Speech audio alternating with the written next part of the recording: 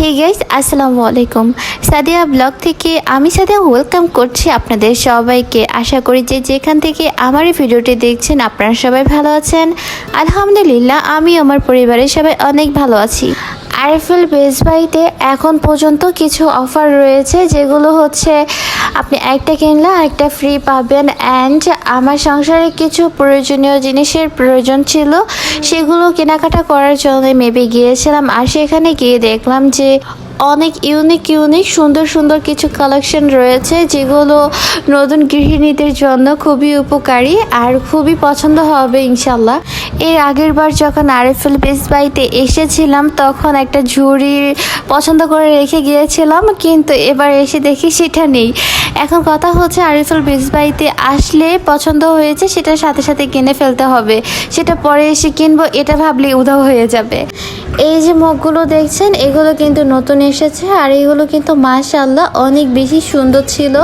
উপরের দিকের মগগুলো প্রাইস একটু বেশি ছিল, নিচের দিকের মগগুলো দাম একটু কম ছিল।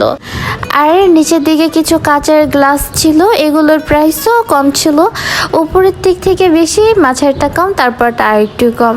এই তো এখন চলে যাচ্ছি আমার পছন্দের কিছু জার দেখতে, যেগুলো খুবই ইউনিক আর খুবই সুন্দর ছিল, কিন্তু এগুলোর প্রাইস একটু বেশি ছিল।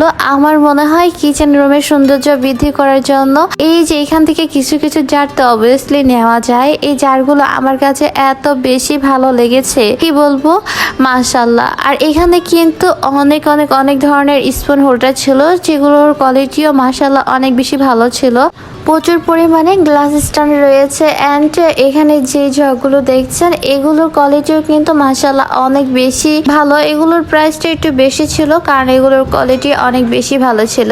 এই যে আমার হাতে যে ঝুড়িটা দেখছেন, এটার প্রাইস ছিল 325 টাকা। অ্যান্ড এটা আমার কাছে খুব বেশি ভালো লেগেছে। আর এই যে এটার দাম ছিল 280 টাকা মেবি।